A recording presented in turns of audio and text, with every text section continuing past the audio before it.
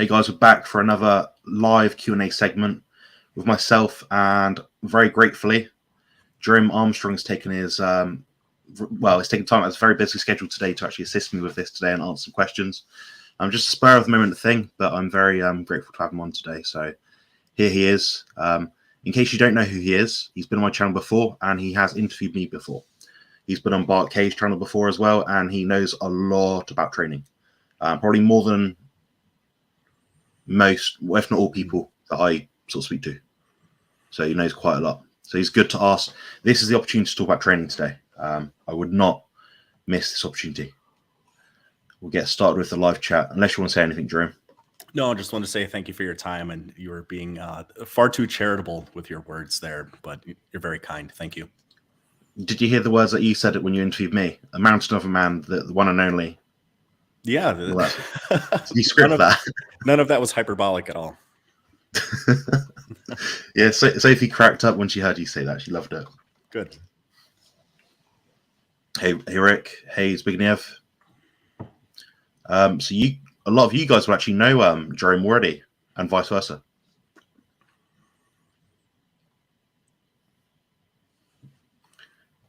Rick, you must not have had technical difficulties if you've made it in on this time. So well done for that. I appreciate that. Ramblians, that's a new one. I met a new guy recently. He's from Bristol, which is like 100 miles from me, and apparently he's a waffler, and he can talk. And he's got his own YouTube channel. I don't know if he's going to be here today, but he goes under "Bring Yourself to Be Yourself." That's his YouTube channel. He's kind of friends with me and Pim Johnson as well. But he's apparently a waffler. But he's not a bodybuilder or anything, but he seems to like talking a lot, which I've noticed. I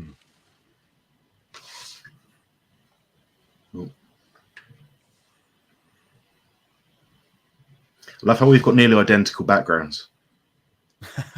It's almost like I've made it this way. I need to upgrade my camera. It doesn't look like it with the overhead lighting, but this is all one solid wall color in my studio. I actually think I'm going to probably spend the money and get a black backdrop on some kind of frame that I can just wheel in and out of a storage room that I have here. This is kind of hell for creating content. It makes my camera look really cloudy because the lighting is terrible.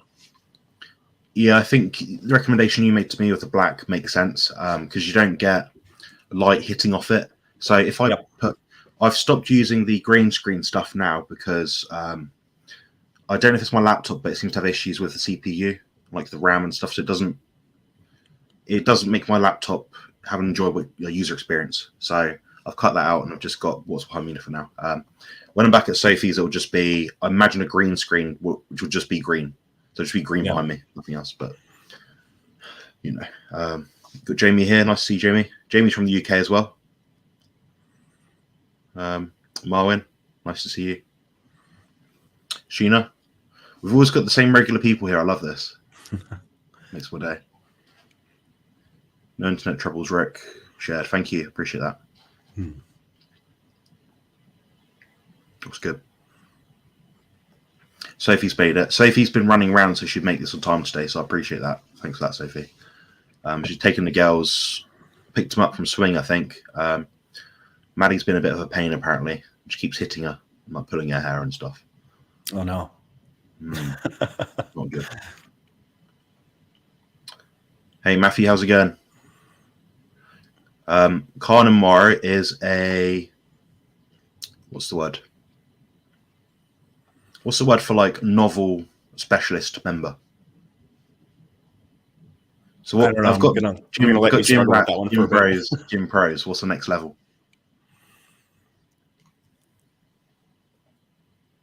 There was Gym Bros, then Gym Rats, and then Gym Pros, I think. I think it's Rats, Bros, and Pros. Okay. Yeah, I forget the tier list. Yeah. I don't know. He's the level above that anyway, so he's helped me out a lot recently with audio and stuff.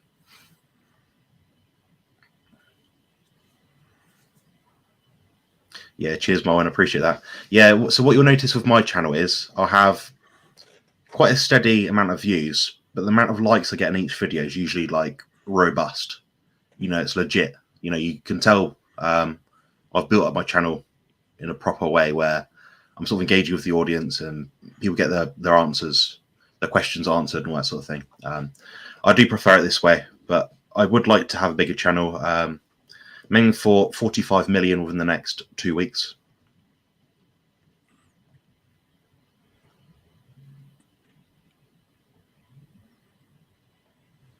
Wait, did you say you're aiming for 45 million over 2 weeks? I was like, wait, is he serious? No, I'm aiming for 5,000 by the end of this year. Okay. I was thinking, geez, I know you're going on Sean Baker's channel soon, but he's only got like what? Surprisingly, he's only got about 200k. But if you ask anyone who Sean Baker is, they're like, "Oh, I know him." It's like general knowledge. Weird. Yeah, I think 5,000 is a good amount. Sophie said I'll get 8,000, but I don't know.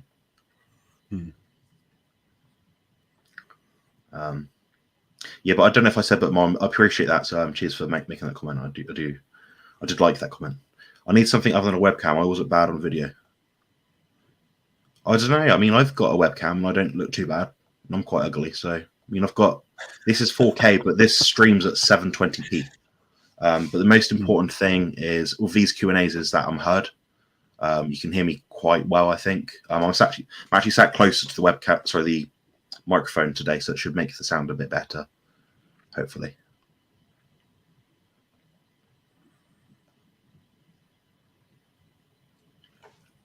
Oh, that's a good question.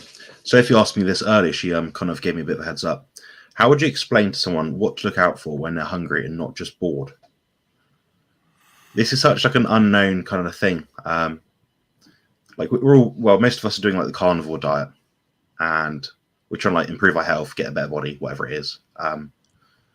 But lots of us don't address if we've got, kind of binge eating issues. We can't just follow a diet plan or can't even listen to our own hunger signals. So this is a really good question. Hopefully Jerome will chime in as well in a minute. But I'd probably say you shouldn't be looking forward to food itself. Like you shouldn't be thinking, it shouldn't be well nourished. You should be thinking, okay, I'm really looking forward to eating cheese or eggs or beef. You should just crave nourishment. So you should have, I'm hungry now. Now, if you were deficient in one thing, your body would tell you and say, okay, I'm going to have some beef. I need some B vitamins, some potassium, some taurine, or whatever it is. If you're lower in choline, you need more choline to, I don't know, help regulate your detoxification pathways. And you probably say, okay, I'm going to have more eggs today. More calcium. Maybe you've got I don't know, some sort of spine fusion recovery thing going on. Maybe you crave more dairy. I don't know. And outside of that, when you're hungry, I think when you're bored, I'll just try not to be bored. I don't know how to address this question really. Yeah. I mean, this is basically directed towards Tilly, who's nearly 6 years old, because she has 3 square meals a day, usually a little snack after school because it's quite a long gap for a little one, and they use up a lot of energy, it seems. But it's tricky because sometimes her diet isn't what it's quite meant to be. As in, like, we sort of try and get her on like about 70% plus carnivore or thereabouts. But sometimes we can stuff her with food. Like, honestly, like you'd be shocked how much food she can eat.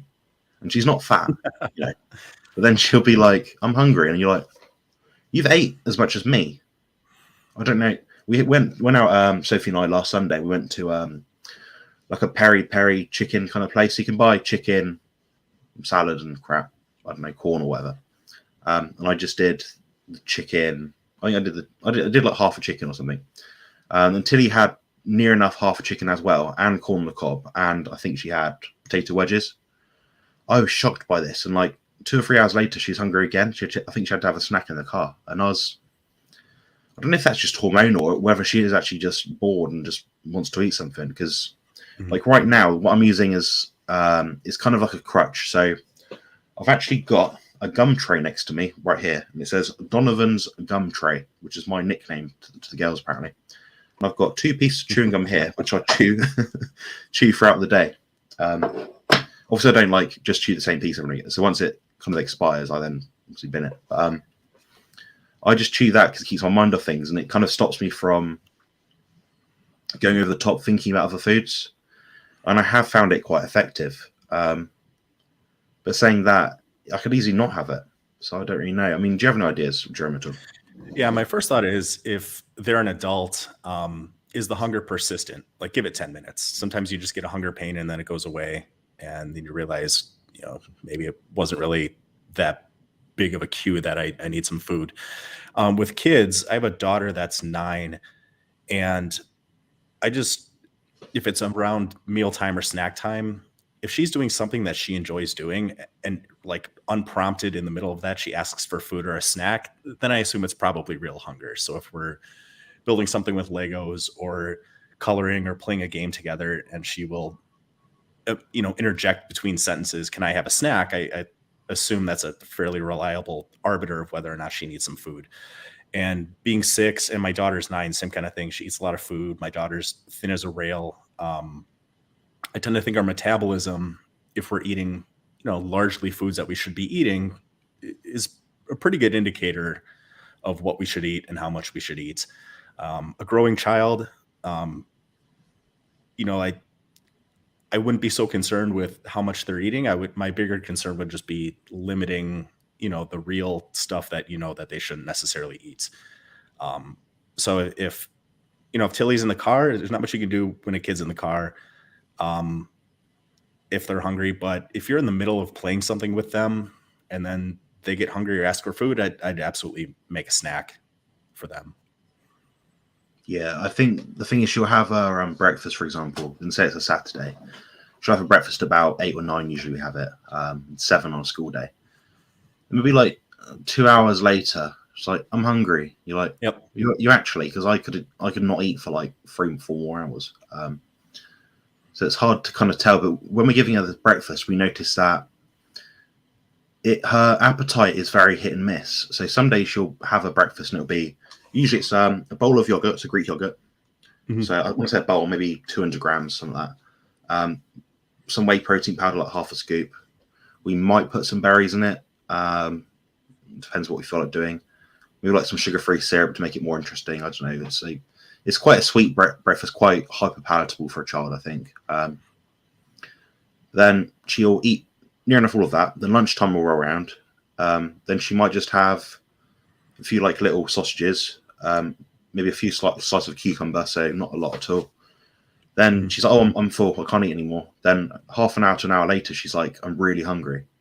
Yeah. So we're trying to get her to that point where she eats to the point of, "Okay, I can't eat anymore." I'm trying to basically do a leptin reset with her at the moment, but I don't know how effective that's going to be with a child, because it's hard to get them to sit down and just eat for half an hour or so. Yeah, and that's interesting when they're growing. My daughter eats really, really light for breakfast. Sometimes I look at the food I made her, I'm thinking like, "Child, like, did you even have more than a few bites here?" But then she has a really big lunch, light afternoon snack, and usually a pretty good sized dinner. So with her, she, same kind of thing, eats mostly carnivore. So like her normal meals are usually some kind of fatty meats, some fruits, and then whole milk. And I just try and have her eat the meat and the milk first, and then the berries are kind of a built-in dessert with that meal. And that seems to work fairly well for her. But every kid is so individualized with not only just their preferences, but what their body needs. So you'll have to let me know how that goes with her. But I definitely know the feeling of like you feed your kids sometimes and then like 30 minutes later they're hungry. I don't really have any advice with that. But I know the feeling. Yeah, I think it's kind of good we're getting a handle on this now, rather than waiting until she's, I don't know, 15, 20 years old. Then she's been set in their ways for that long. Yeah. We sort of emphasize, you eat the meat or the protein first, then everything else. So we have a hierarchy of our food. So we say, we eat the meat first. So that'll be on the plate for her. Then we might have a bowl next to her, and that'll have maybe cucumber, some fruit, something not subjective, but not too bad, not like a processed crap, basically. Then the other option, if she wants it, is she can then have, it might be a little bit of potato or something, or like some, I don't know, I'm trying to think. So what does she have? Can you remind me? She doesn't often get to that point because she's so stuffed from eating like 20 slices of cucumber. Yep. So yeah, it's quite. It's not a pattern, but we try and get her focused on just eating animal food. Try and get her on a routine. Sophie and Tilly have the same breakfast. Even Maddie has the same breakfast now. I'm the only one that has a different breakfast. Yeah, lunch and dinner are near enough the same for all three of us. Just the amounts change, so it keeps it simple. Yeah, nice. Jerome, how different is it coaching older people than young ones? What about the progress? More difficult, I presume. How different is nutrition? It must be hard to keep older people motivated because obviously they don't have like those anabolic hormones going through them, so they're not going to be getting massive gains. And it's funny because I'll try and keep this somewhat brief. I think we have this perception that the elderly are extremely frail, and to me, how do I want to say this? Intensity is relative. So a lot of people that experience sarcopenia as they get older, they lose strength, they lose muscle mass. They can still exert a high degree of effort in a very safe manner. Just the amount of force that they're capable of producing is a fraction of what they used to be able to do. So you can still take someone, unless they have some kind of health condition, and you can have them work with a very high degree of effort in a very safe manner. And what I've noticed is not only like do the elderly experience very similar strength gains to my younger clients, if we're looking at about 6 to 12 weeks, maybe 20 to 40% increase in weight on every single lift. Not only are those numbers almost identical across the entire age span, but the elderly, I think, oftentimes have better motivation because they see how quality of life can suffer as people get older, and they want to mitigate that or possibly prevent it altogether. So I have two women that are over 80, and I've joked around with Jonathan with this before, but like I'll make them do forced repetitions. We will safely take an exercise to the point of concentric failure when they're trying really hard and they can't lift the weight any further. And then I will give them the least amount of assistance possible to do at least usually 2 to 3 more repetitions. I will push them really, really, really hard. And they continue to make progress, and they come in and they're very highly motivated. So to me, I don't look at someone who's 80 any differently than I look at my client I have that's 15. The only things that I'm concerned of is, like most of my elderly clients have rheumatoid arthritis. So sometimes we have to work around things like that. With nutrition, I give general guidelines. While I do phone coaching with people, every client I have comes to me in the studio for the workout and then just general advice around eating.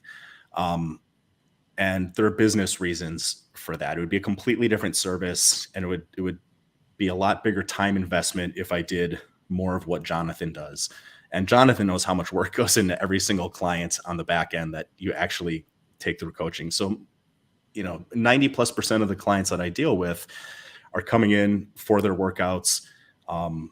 We make the adjustments as necessary. And then if they have any questions about diet, other lifestyle factors, then I'm happy to give that to them within the time frame that they have booked in my studio. And I think Jonathan would probably agree, like nutritional needs will change a little bit, but the same principles about diet and exercise apply to people of all ages and capabilities across a lifetime. Yeah. I mean, I've heard all sorts of different advice because obviously we know, like they say, you need more leucine to hit the anabolic signaling pathway if you're older. It kind of makes me think that we lose sensitivity as we age. It could be true. It makes sense. We're not going to live forever, so our body's going to try harder to get more in because we need more healing as we get older because there's more crap that builds up. To put it plainly. But then saying that, we also know that our appetite goes down as we get older. So, for example, my grandmother, my nanny, she's called Nanny, she's been staying here for about 2 or 3 days. She'll probably eat a slice of toast for breakfast. Lunch might be half a banana and a sandwich with a bit of cheese in it. Then dinner, if we're lucky, will be like a quarter of a meal, basically. So we're not going to be giving her. She's not going to be able to eat, chicken breast each meal or a beef patty. It's just hard to do. But do you find that their appetite gets stimulated as they're older? So they're doing the training. So do you find that sort of makes them want to eat a bit more? I'll ask. I usually don't discuss a lot of diet nutrition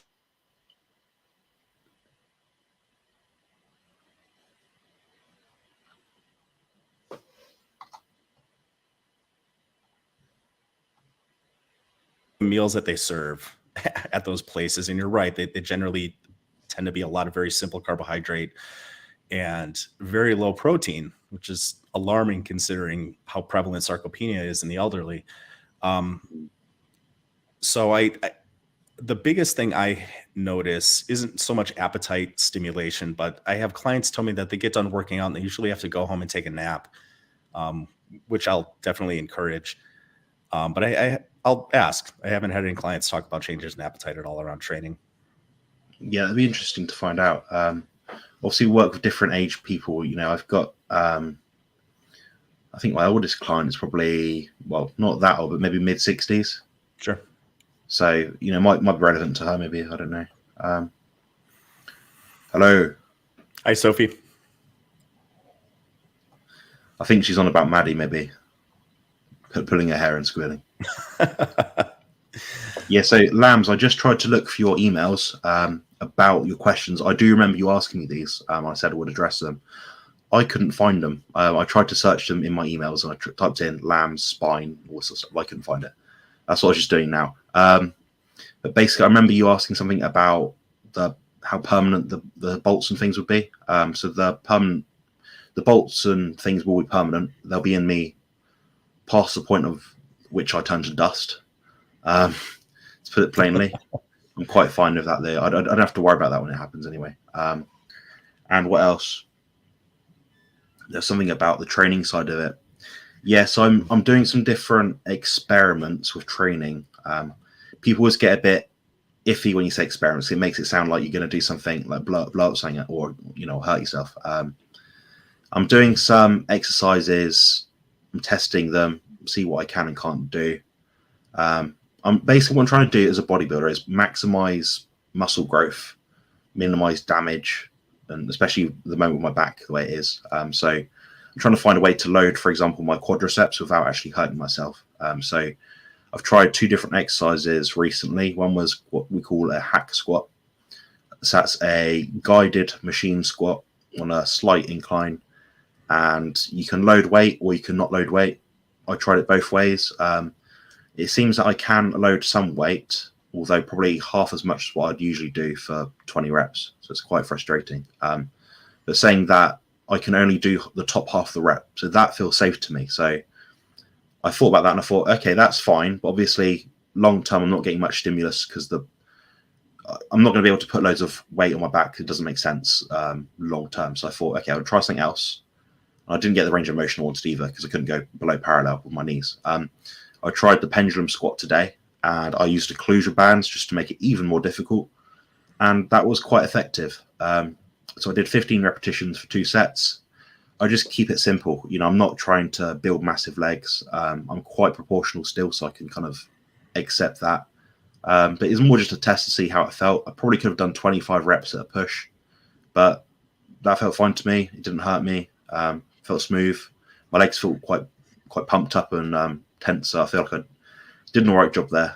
So that just tells me, okay, I want to eke this out for quite a while. So I do a similar sort of workout for quite a long time. It might be a few weeks or a few months. Then I can add some weight to it, test the range of motion. Okay, it's fine. Okay, it's not fine, and go from there. So it's pretty much take it day by day and work around what I can do. But yeah, I'm fortunate. I've never been obsessed or had an ego with lifting. Like I've always known I've been a strong person. I've done these previous heavy lifts. I don't need to do them again. I know what I can do. But now I know that if I do these things, I'm going to really hurt myself. So I've got to kind of mitigate that damage. All right. What else is going on? Rick doesn't have much technology in terms of like bank cards, so he can't pay for Google Pay and YouTube stuff. He's an avid supporter of my channel. But yeah, he'd go to a gym now, so it's a shame I can't randomly allocate people different names, because I'd give you all nicknames and stuff. It'd be quite cool. Had to be here. I needed sanity low. I got on the scale and it's exactly the same for months. And now my daughter said, "Mum, you're built like I was made to plough fields." Oh, That's no. nice. Sheena's got such a good sense of humor. What do you think about that, Jerome? What's the name of the old TV show? Kids say the darndest things. Yeah.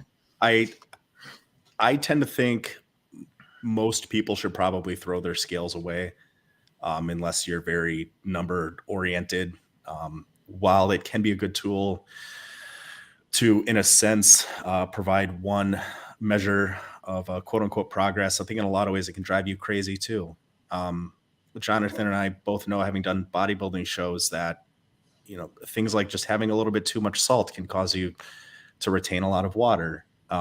Stress, like if you're not sleeping well, cortisol will go up, you'll retain water. When women have their cycle, they retain water. There's lots of different things that can cause your weight to fluctuate pretty wildly by a large number of pounds on a daily basis, sometimes even time of day, that unless you're being really, really consistent, always eating the same foods, drinking the same amounts of fluids at about the same time of day, and weighing yourself at the same time of day, I tend to think in a lot of ways they're more trouble than they're worth. But I also know some people, and I have some clients that I've talked to, they say they'll never throw their scale away. So I don't push that issue too hard. Yeah. I'm very skeptical of numbers. I mean, as much as I enjoy numbers and tracking and all that sort of thing, I sort of look at them sometimes and think this could be interpreted in like so many different ways. So that's something. I think most of the Carnivore crew group chat people weren't there last night because they couldn't make it. But I had like a live chat with some people in the group. We're talking about like the scale weights and how things can change it. And obviously, I think a lot of people have actually bought the same scales that I use, which is quite nice to know, because now I can say, well, I've used what you use. I've seen up and down fluctuations. I know what sort of measurements to look at. I can say this could be happening or this. Use your point of reference to look at and think, what's the general trend like? So focus on the trend rather than the number. Now, if your trend is going in no decent direction that you want it to go, for example, with Sheena's case, then you might look at changing the diet a little bit, maybe changing the activity. It could be a lifestyle thing. It could be a consultation question. What do you think, Jerome? Yeah, and it's something that's so highly individualized that I think a consultation is a great idea. And just as my own N=1 anecdote, I've had my weight swing over 15 pounds in a 24-hour point of view or scale of reference. So don't drive yourself crazy with that. It's one of many tools, depending on how you look, what you see in the mirror, how your clothes are fitting, how you feel about yourself and your own skin. There's tons of processes that are happening simultaneously that can be affecting this one metric. So I wouldn't put a lot of gravity in the scale. Yeah, I think it is important what you just said. And with that in mind, so I'll announce it here now. So I believe Jerome already has privy to this information, and Sophie does as well. But Sophie will be coaching me for my next bodybuilding competition. Now, people are going to shit their pants here and say, "Oh no, you can't do this." It is about nearly 600 days away, so it's a long way down the line. However, I'm thinking it'd be like the most epic, motivational success story ever if I just make it on stage and look relatively good. So that's kind of what I'm looking at from my point of view. The reason why I'm deploying Sophie as the coach is because she knows me better than anyone. She's objective with her opinions and what she says to me, and she can tell me the truth.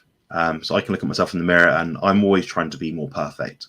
Now, building a perfect body is impossible, but we always want to imagine what we'd look like if we did kind of have that. So I think everyone's like that. I don't think it's just me. But so she's going to be cracking a whip on me and saying, "You're being lazy," or "You need to rest now," because she's seen me on different days. She's seen me when I've been in bed for like 3 days straight, and not be able to wipe my own ass. She's seen me struggle. So she can say, you know, based on how I see you now, you can try harder or you can try less. So I think a good coach is always valuable. So that's pretty much what Jerome does when he's in the studio. He can say, you know, week to week, I'm looking at you as a client and say, oh, this week you didn't sound as good. You know, your vibe wasn't as intense. What's going on? Then that's what a PT is. You're a coach. It's more than just putting someone for a drill. It's evaluating their performance and going back and forth with them and identifying what the weakness is, and then saying to them, okay, we can work this by doing this. How you looked at this? So I think that's what makes a good coach. And it's not so much about knowing all the exercises perfectly or understanding the technical terms. Most people don't want to know the technical terms. They want to know how to get from point A to point B. And that's where someone like Jerome is very valuable in that sense. Jonathan is not ugly. Okay. You can stay on my channel for a bit longer. Food sucks. I upped fat and now I have no appetite. What do you think? Would she just lower fat a bit and see what happens? I would defer that one to Jonathan. To me, controlling my appetite's always been a problem. So to me, not having an appetite is a good thing. But that's my opinion with my history of eating and some of the struggles that I've had trying to maintain a decent body composition. So to me, that would be a good thing. But I would defer that one to Jonathan. Yeah, I'd probably listen to hunger signals, as vague as that sounds, what we mentioned earlier. And probably, I mean, you look at your health as well, and it is hard because it's hard to diagnose yourself, test yourself, unless you spend money, which is quite an annoying thing to do. And sometimes the tests themselves don't really reveal much. You know, sometimes our bodies are just stressed out. Some things just need time to heal and take place. But I mean, if you upped your fat and you now have no appetite, and that's an issue for you and it affects your training performance, lower it for a bit. It might be that you've been feeling stuffed, your body's a bit slowed down, you're not recovering well, your stress levels are too high. There's lots of avenues you can go down. Yeah. Also, Sheena, thank you for following me on Instagram. I'm very glad you finally did this after 6 months of knowing me.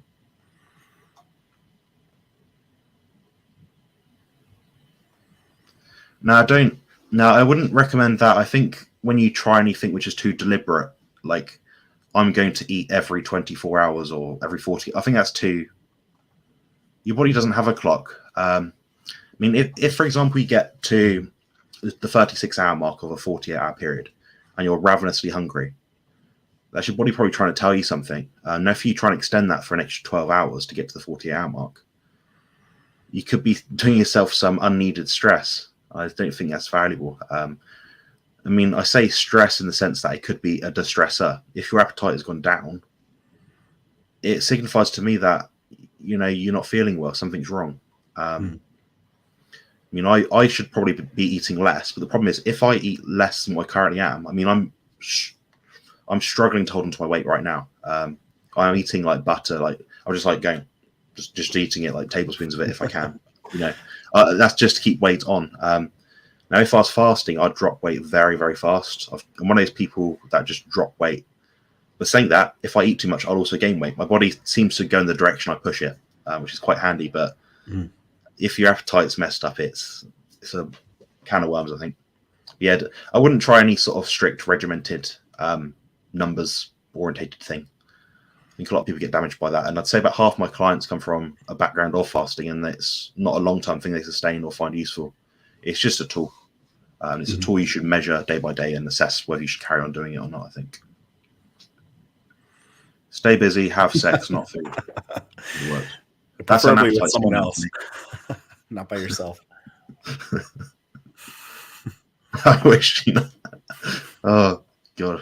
I'm getting old, Jerome. I'm getting old, honestly. I can barely get out of bed some days. You'd be shocked. I'll send you a picture later of my setup. I've got like 7 pillows, a giant pillow. Sure. Then I've got a pregnancy pillow behind me, and I've got my grounding pillow as well. So, well, I was going to say, as long as you have a way to prop up your computer so you can still do these live videos, then you're good. Yeah, I was thinking of that at some point, but at this point, I want to seem somewhat professional. But you guys will see I'm trying to be more myself nowadays. I'm not trying to be perfect, and I think that's probably the biggest detriment anyone makes. I should trust in myself and my own persona. Like, I'm a good person. Everyone that knows me, everyone in this chat follows my channel, and they're always here. They know I'm like. So I should feel more comfortable in my own skin, and that's something I struggle to do sometimes. Yeah, loose skin's not ideal. Yeah. What could be the signs of too much protein? Jerome, you could bring up your own individual case study on this. So sure, your protein intake is significantly less than mine, yet you're not frail.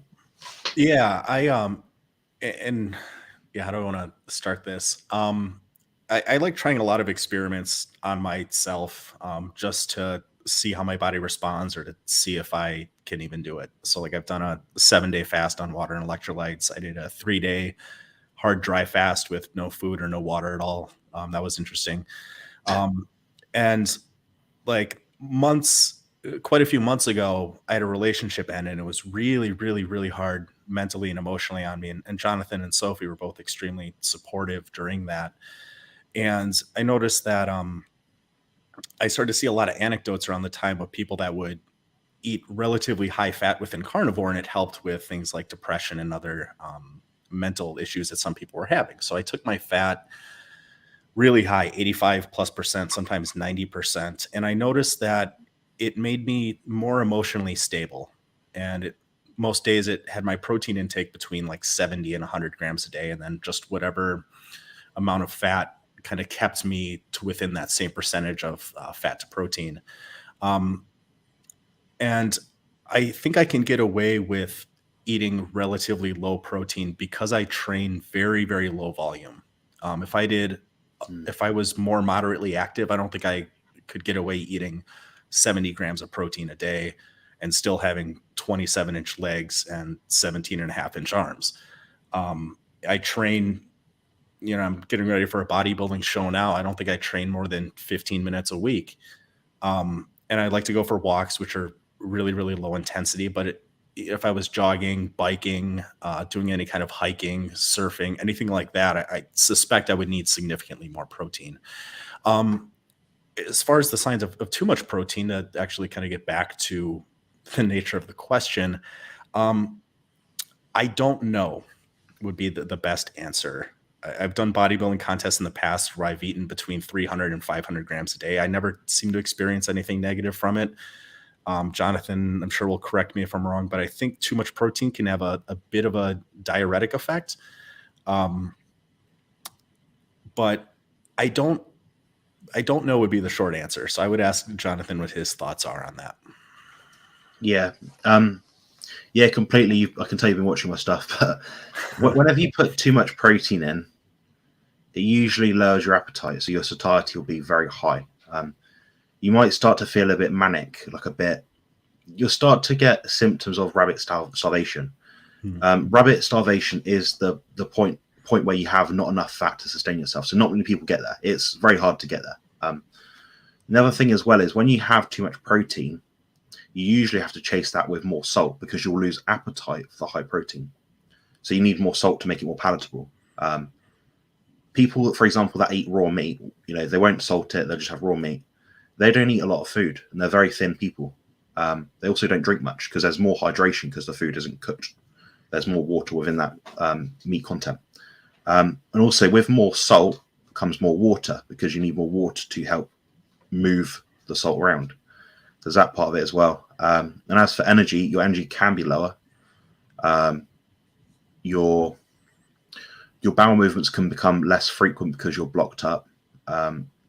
If you imagine putting, for example, if you melt some butter and put it in a blender, that will just swirl around, for ages until it solidifies, basically. And if you did the same with a chicken breast, it would just congeal up and be quite solid, quite firm. It'd be dry. That's just what would happen. So it's quite a simplified way of putting it, but the same thing would happen in your gut. So it's going to be a slow digestive process. That's probably one other sign. Outside of that, you might be bloated, distended because of the gut issues. Could be a number of different things. I've consulted with Jamie about this before, and with him about different things. But recommend getting back in touch with me again if this is something you're concerned about or you want to check. I know we've spoken about the high protein stuff before. Yeah, I think Jerome's off the same mind as me. So if you wanted a second opinion, then there we go. We've got it. So brilliant. Thanks for your answer, Jerome. And thanks, by the way, for sharing your personal experience as well. Yeah, anytime. Yeah. I'm dreading getting that. I'm sure it's not as noticeable as you think.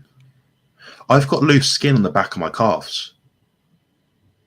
Like, the top bit below the knee. Yep. If you get stretch marks like where I got somewhere in here. Yep. It's like that in the top of my calves. It looks weird. Stretch marks are a little bit of loose skin. Good point. Yeah, I'd say it's more stretch marks then. Okay. Yeah, but I think I don't hold much fat in my calves, so I'm thinking that's probably why. They're just leaner now. They just stay lean. So yeah.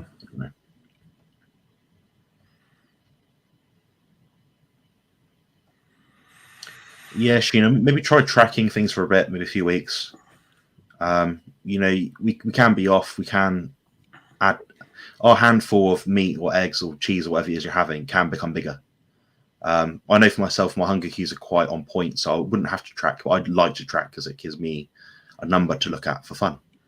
And now it's not an unhealthy relationship I have with tracking. I could easily not do it, but I do it for my own experience, just to keep check on things.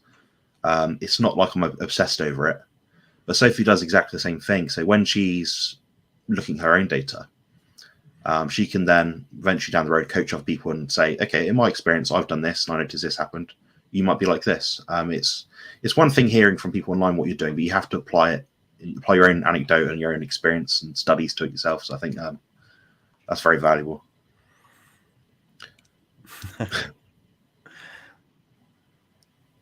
Yeah. Just so you know, guys, I'm wrapping this up in about 10 minutes because I do have a consult at 7 p.m. UK time.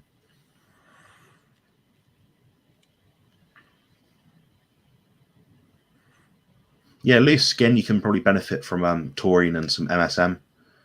Anything with like a sulfur acid attached to it will be useful for your skin.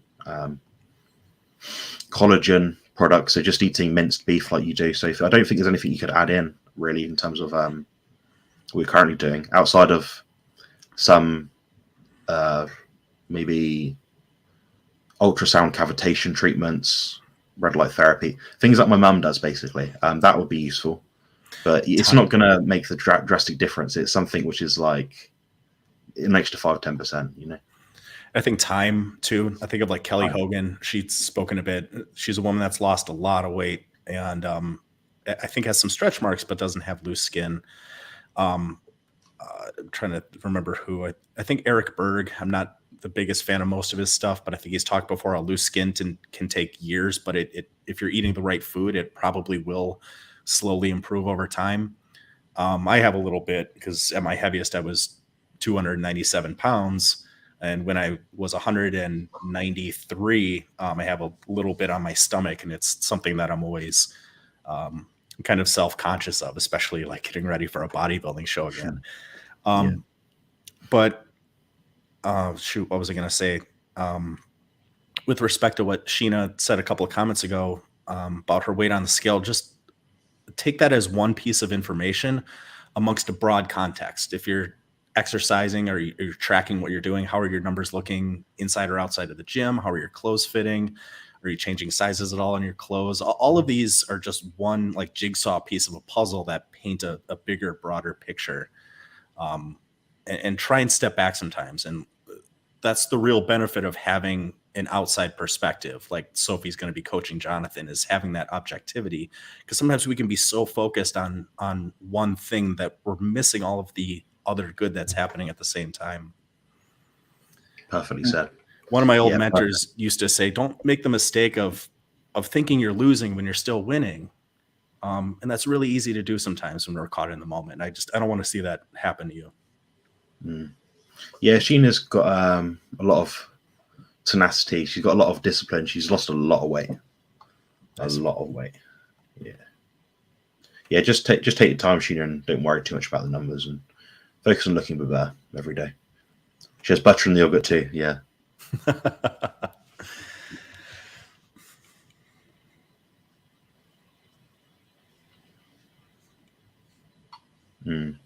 Yeah, completely. I hear all sorts of numbers of protein intake. Like, I find it crazy. I'm speaking to people sometimes that are having like 450 protein. I'm like, I don't know how you're having that, because your muscle mass is like 60 kilos or less. Yeah, it's quite. It makes me think there's something wrong. Like, I don't know how. Obviously, we have the, what's the word? The what's the word? The trend line. Where you got the average sort of person. Is it the R variable? Whatever it is. Just the bell curve, I think. So that's it. Yeah, we got the bell curve. Then some people are like way out of it. I'm like, how have you done that?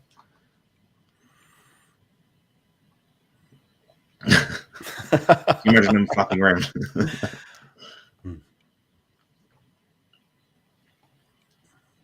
I'm just going to zoom through these in case there are any more questions, because I'm quite far behind, apparently.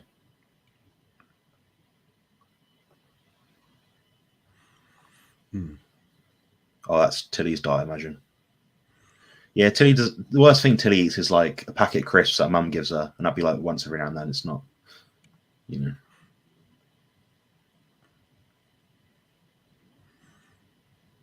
Yes, I'll have to pin this message.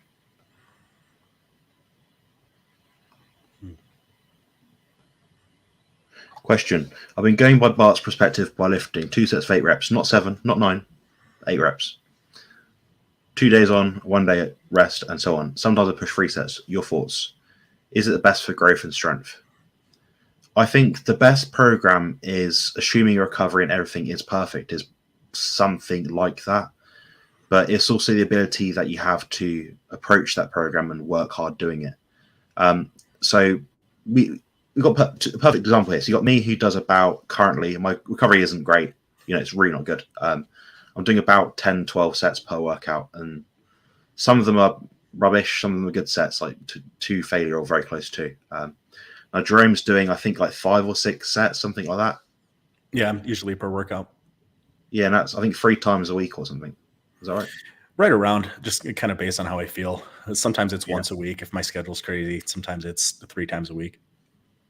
Yeah. So, Kyle, what I would recommend is that you watch the video I've got of Bart. I think it's coming out next Saturday. We talk very, very in depth about the program that he's recommending to people. The way he explains it is, you're doing a giant set, which is very hard to do if you're in a public gym. But basically, it's like maximizing each set you possibly can. So it gives you a good idea of what your baseline level is. So if you're doing that, for example, you're doing trying to think now. If you're doing, say, 4 sessions of that a week, and you feel fine, you're getting stronger, you're getting more muscular, you're losing fat, or whatever goal you have, that's a good sign you're doing well. But then if you start to notice, oh, I'm getting really hungry now, something else could be going. Maybe you're not recovering as well. Maybe you're pushing it too much in terms of volume. So that's another indicator that Jerome rightly mentioned earlier about his protein intake being lower than a lot of bodybuilders. But he's maximizing what he can out of the few sets he does do. So he's not taxing his system more than he has to. It's basically the minimum effective dose. And that's kind of what Bart advocates. And he's looking at it from the bell curve that we just mentioned earlier. So he's looking at from the average person in the average study, which is somewhat well tenured, well explained, well created, is going to be in this kind of area. And I think that I'd probably agree with that. I think, but he does actually make some good points about auto-regulation and how you would add in intensifiers if it's deemed necessary. At my current point in recovery, adding in intensifiers is tough. And it does dig into my recovery. I trained today and I should not have trained today. When I say that, I'm not saying I've snapped my back in half and I should have not taken that risk. I'm saying my nervous system is tired. So I'm obsessed with training. I love to train. Love training. So people like me and Jerome, if we're doing 4 sessions a week and Jerome's doing 3, he's itching to do his next session. He's really he's waiting to do it now. I can tell he's thinking about it as we speak. So. Yes and no. I always get a little nervous because I push every single set with as much intensity as I can generate. So not just two concentric, I don't like the word failure, but I'm going to use it. Not just two concentric failure, but then isometric failure when I'm holding it, and then eccentric failure. And even then, sometimes I'll throw in drop sets or supersets or stuff like that to keep the intensity high. Ultimately, your volume and frequency are going to be things that you adjust based on a lot of variables. I hope you're meticulously tracking everything that you're doing in the gym, the weight that you use, the amount of repetitions that you perform. And if you notice that your progress is lacking, then these are things that you can adjust and see how your body responds to that. But yeah, ultimately, like there are general guidelines that like me and Jonathan would recommend, but to really fine tune everything, there's a lot of variables that go into that. And I would recommend a consultation with Jonathan. But it looks like most of the right pieces are there. When you say not 7 reps, not 9, is that to real concentric failure right on repetition number 8? If 7 to failure is probably every bit as good as 8 to failure or 9 to failure if you're pushing it hard enough. 2 days on, 1 day off or so probably works for a while. I think eventually, generally, it's probably a mistake to work out on consecutive days. But there's a lot that goes into that. So if you're happy with your progress and your numbers are looking good and you're feeling good, don't change a thing. And then you can always make those adjustments as necessary. And I would definitely book a consultation with Jonathan if you feel like you want to fine tune some things. But if you're pushing hard and your numbers are good, I would say just keep doing what you're doing. Yeah, I'd highly recommend this. You do sound like you know what's going on, but we can never be completely perfect. We can never really understand quite what we're doing. Like I just said to you now, like I admit I'm probably overtraining right now. It's my own fault. I'm going to own and be responsible and accountable for that said fact. So it means I might feel a bit rubbish for it. So it's my own fault. But if you want to build your body, there's a better way to do it. There's a good, better, and best case scenario kind of thing. That's the way I see it. And if you want to fine tune things, like I said, I'd recommend a consultation for myself. Yeah, brilliant. Just gonna look through the chat for any more questions.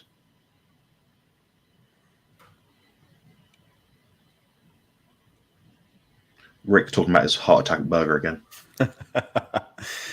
Keep that up for a second so I can.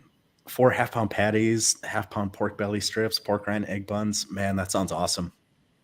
Sounds really good. All right, I'm going to do a quick fire because I've got to go in a second. But why do you get tired after you eat?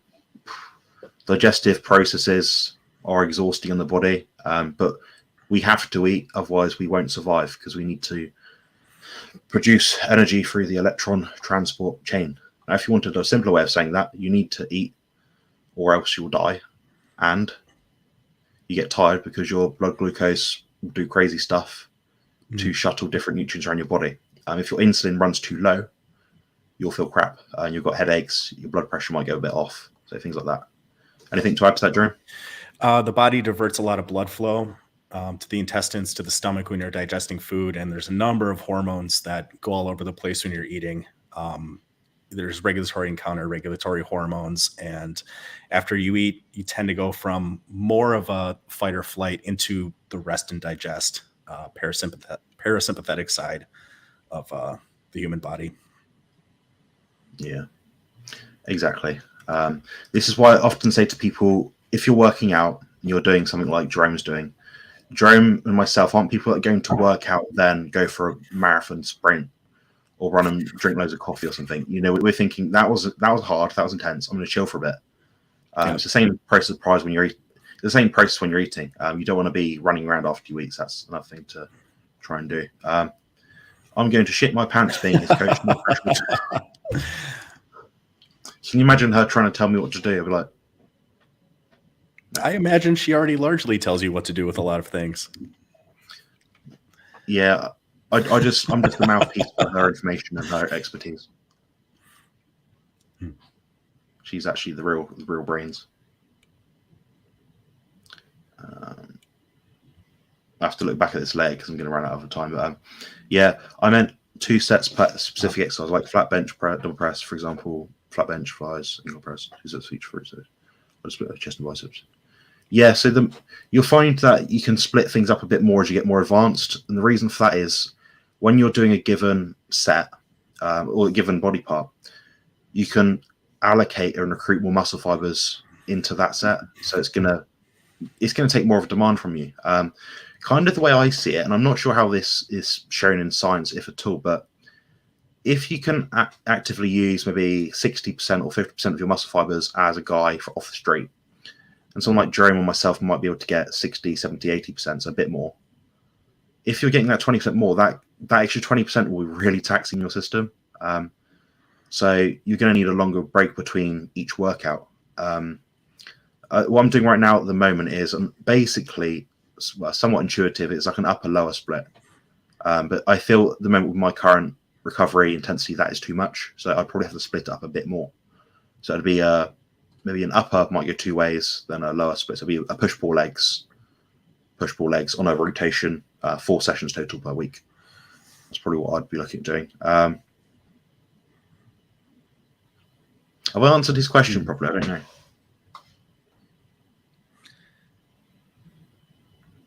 That sounds about right. I mean, some of that's going to depend on how many exercises you're doing per body part. But again, that's going to go back to your progress chart, which is going to be influenced heavily not only by your training, because you could very easily overtrain if you're working out with too much intensity too long, but diet has a huge role and sleep has a huge role in that too. So there are lots of dials that need to be manipulated in turn to really get closer to optimizing training. But it seems like for the most part, it seems like you got a pretty good thing going here. Yeah, I think so. There's nothing really more to add to that. If you wanted like really specific advice, we could actually design a workout. I could do that for you. I could really dig into it in detail because I know a bit of information about you now. Just consult with me. It's worth doing, honestly, if you're really in a bit of a rut and you're not sure what's going on. It sounds like you do, but it's always good to be better, I think. So yeah. And Jonathan reviews training footage too. Yeah. So and that's and for someone that coaches, like if you're ever coaching someone online, like you love seeing training footage because sometimes there are methodological things that need to be corrected. And everybody thinks they train hard, and it's great to have some outside perspective sometimes to be like, just fine tune some of these smaller things. Totally. Yeah. That's something I also offer. So it's worth trying out. Anyway, I'm going to leave you guys alone now. And hopefully you have a good evening or morning or afternoon, wherever you are. So cheers for coming on. And thank you also for Jerome for helping host today. I appreciate your answers. Thanks for having me on, Jonathan. Thanks, guys.